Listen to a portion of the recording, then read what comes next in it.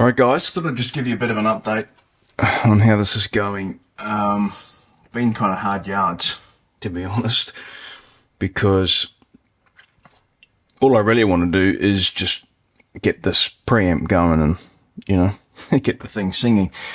But I spent all of the time so far sorting out what's going on at this end. There were a bunch of things going on down here. This was the previous impedance selector. So the way this amp was set up, you essentially had a switchable 4 and 8 ohm tap just with this two-way switch, and the 16 ohm tap was hardwired to the negative feedback resistor over here. However, it was wired incorrectly. So these diagonal 100 watt OTs, brown is common, okay, black is 4, yellow is 8, and green is 16. And I guess a trap for young players is to assume that the black is the common. It's actually not. It's the brown. Okay, so this was actually wired, I mean, even though it was just with a two-way switch, the guy had the black going to ground. So I've put 2 new cliff jacks in here, and the reason for that is because these really old jacks here, the original ones, I want 4 good ones for the front of the amp, so on the front it'll look vintage. And I noticed one of the front ones is missing because it had a pot there for the mod that had been put in, and the other one, it's got a broken tab on it. So I'm going to reuse the 2 speaker jacks for the front here, and so I put 2 new jacks in here. We put a rotary impedance selector in here, 3-way, and the other thing I've done is I have replaced the power socket.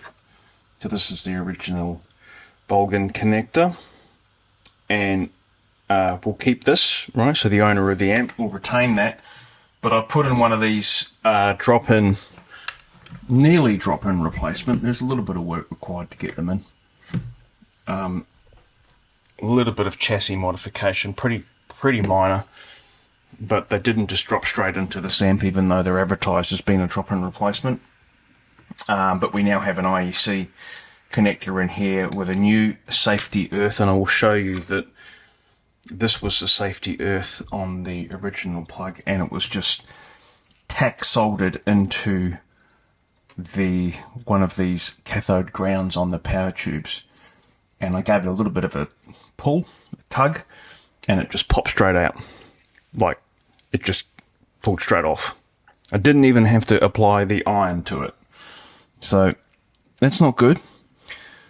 If you've got one of these old Marshalls, this is a 71, anything old like this, and you haven't had it checked out by a really trusted tech, someone who knows this shit, and you're suspicious, that it's kind of had a hard life, if you like, get it checked out, guys.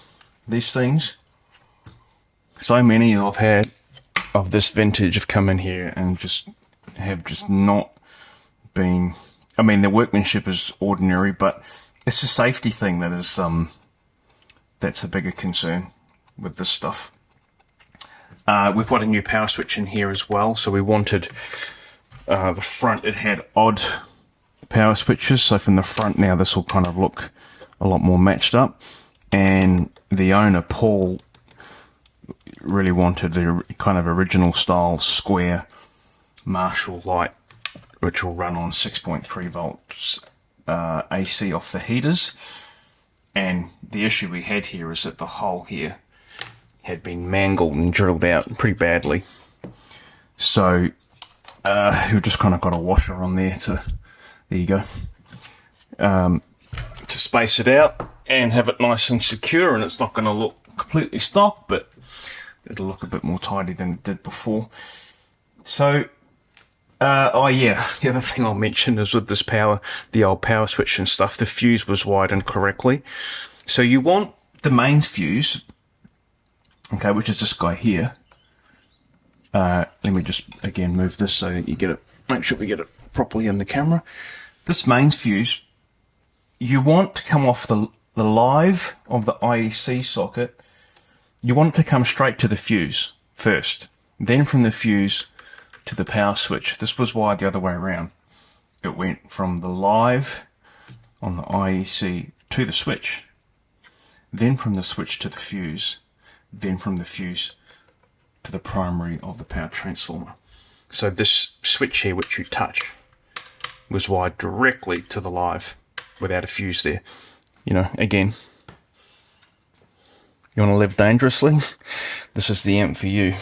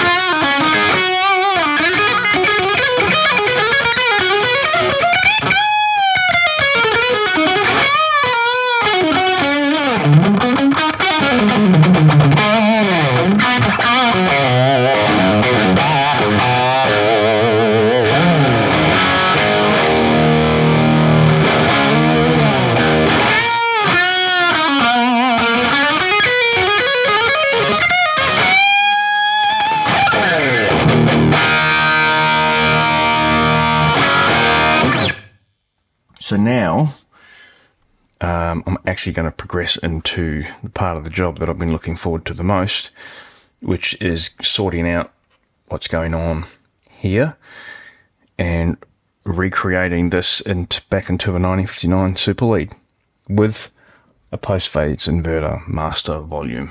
Okay, so we've just got the post-phase inverter master to do. So I thought before I kind of, you know, wire that in and get that in the way of everything, we'll go through this restoration work.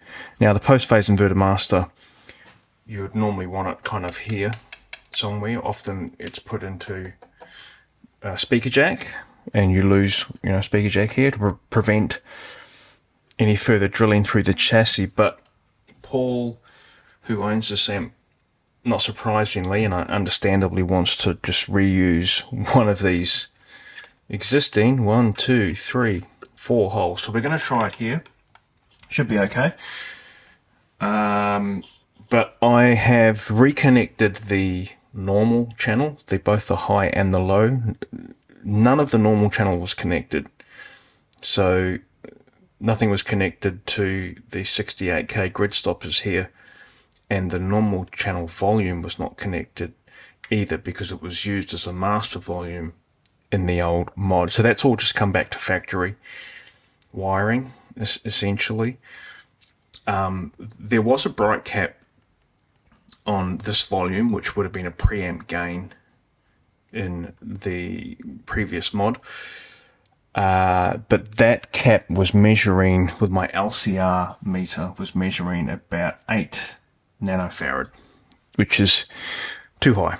This is a 4.7 nano, or 4700 picofarad. So again, this is kind of back to just factory Super Lead spec here. Everything else here was pretty much cool. I checked all the values of every resistor in this amp, and they're all okay. couple here have already been changed, you can see, but you know, they all measure fine. We got rid of the green phase inverter coupler caps, so these were in the amp. So they've come out, and Paul had supplied me with a couple of 0.022 mustards here.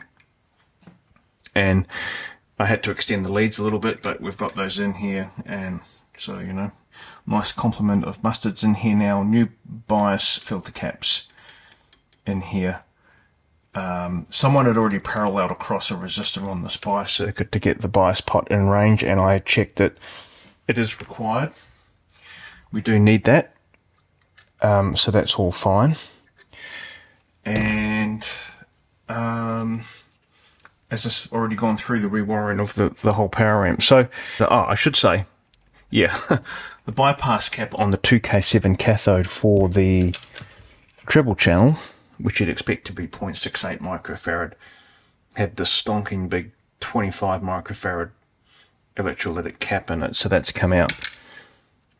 This is an original cap. It's old, but it's measuring fine, so I'm not minded just to replace cathode bypass caps like that just for the sake of it. It's probably got many years left in it. We'll leave it alone. It's only on the normal channel, but it's testing absolutely perfectly, so we'll leave it. Yeah, so back to where I was. We're going to put the post-phase inverter master in this thing, and then we're going to have a listen to it.